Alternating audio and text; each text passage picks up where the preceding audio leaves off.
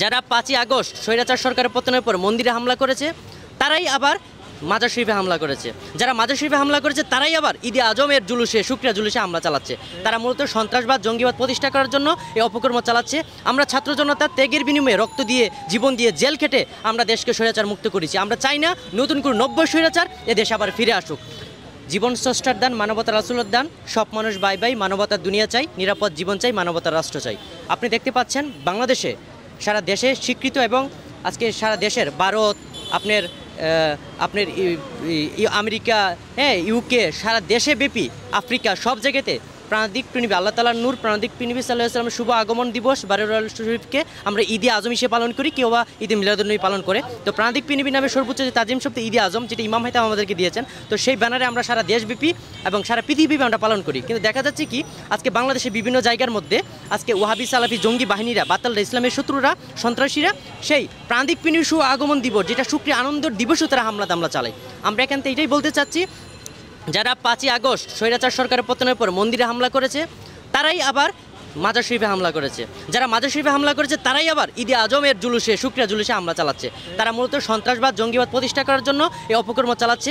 আমরা ছাত্র জনতা ত্যাগের বিনিময়ে রক্ত দিয়ে জীবন দিয়ে জেল খেটে আমরা দেশকে স্বৈরাচার মুক্ত করেছি। আমরা চাই না নতুন করে 90 স্বৈরাচার এ দেশ আবার ফিরে আসুক। আমরা চাই যে মানবতার রাষ্ট্র, মানবতার বিশ্ব, আমাদের সব ছাত্র জনতা, আমার ভাই মুগ্ধ, আমার ভাই আবু সাইদ ভাই, আমাদের অসংখ্য ভাই বোনের ত্যাগ সাধনার বিনিময়ে আমরা যে রাষ্ট্র বিশ্ব তৈরি করতে চাচ্ছি সেটা হলো মানবতা রাষ্ট্র, ইনসানিয়তের রাষ্ট্র। সেই রাষ্ট্র আমরা গড়ার আহ্বান জানাচ্ছি। এবং আপনি দেখতে পাবেন সূক্ষ্ম একটা বিষয়, যখন যে ধর্মোপদেষ্টা খালিদ, যিনি একটি দলীয়ভাবে নিযুক্ত হয়েছে, যে অথচ তত্ত্বাবধায়ক সরকার গঠন হওয়ার কথা ছিল নির্দলীয়, নিরপেক্ষ, কিন্তু উনি দলীয় একজন হেফাজত চরমুনার একজন পদে আছেন, কিন্তু ওনাকে দেওয়া হয়েছে। তো এটা আমাদের জন্য খুব লজ্জাজনক। উনি যখন ধর্মোপদেষ্টার মধ্যে আছে তখন থেকে বিভিন্ন অপকাণ্ড চালানো হচ্ছে, মন্দিরে হামলা, মাজারে হামলা, ঈদে আজমের জুলুসে হামলা। এবং ইসলামিক ফাউন্ডেশনের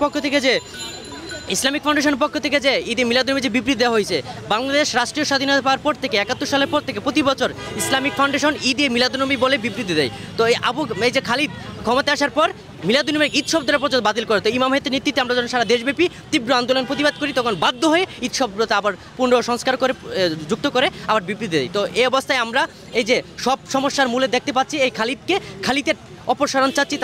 তাকে অপসারণ করে একজন আহলে সুন্নাত ওয়াল জামাতের একজন সিনিয়র প্রবীণ আলেমকে যেন ধর্মীয় উপদেষ্টার দায়িত্ব দেওয়া হয়। আমরা ছাত্র সমাজ, ছাত্র জনতা তীব্র দাবি জানাচ্ছি। তো আমাদের জায়গা থেকে আমরা সবাই পছন্দ করি যে বাংলাদেশে যিনি ইসলামিক গবেষণার কারণে 2100 পদক পেয়েছেন আল্লামা সাইফুর রহমান রিজভী, ওনাকে আমরা চাচ্ছি, এবং ওনার এরকম যেন একজন সিনিয়র আলিম প্রবীণ আহলে সুন্নাত ওয়াল জামাতের একজন আলেমকে যেন ধর্ম উপদেষ্টার দায়িত্ব দেওয়া হয়। আমরা এই জোর দাবি জানাচ্ছি। এখন আপনি দেখতে পাচ্ছেন যে বিবারিয়া, আমি নিজে প্রত্যক্ষদর্শী, বিবারিয়াতে আমরা ঈদে আজম জুলুস করবো। বিবারের শহরে যখন ঢুকতে চাচ্ছি দেখি লাঠি শুটা নিয়ে, হটস্টিক নিয়ে, টুপি পাঞ্জাবি পরে একদল ছাত্রদেরকে নামিয়ে দিয়েছে মাঠে। তারা প্রতিটা গাড়ি চেক করতেছে, আমাদের গাড়ি চেক করছে, আমাদের বলে আপনারা কোথায় যাবেন। যখন দেখছে আমরা অনেকগুলো ছেলে বেলে ভাবছি কোনো পার্টিতে যাবো, এই ভেবে তারা আমাদেরকে ছেড়ে দিছে। তো এভাবে করে কাউকে বিবারিয়া শহরে ঢুকতে দিচ্ছে না। আচ্ছা বলেন তো, আমরা কি এই উগ্র সন্ত্রাস এগুলোর জন্য কি আমরা দেশ স্বৈরাচার মুক্ত করেছি, স্বাধীন করেছি? না, আমরা এগুলো চাই নাই। তো আমরা এখান থেকে জোর দাবি জানাচ্ছি এই ওয়াহাবি সালাফি মওদুদি, এই জামাত শিবিরে খারিজি, এই ইসলামী শত্রুদেরকে আমরা বাংলাদেশ থেকে চিরতরে বহিষ্কার হিসেবে ঘোষণা করার জোর দাবি জানাচ্ছি।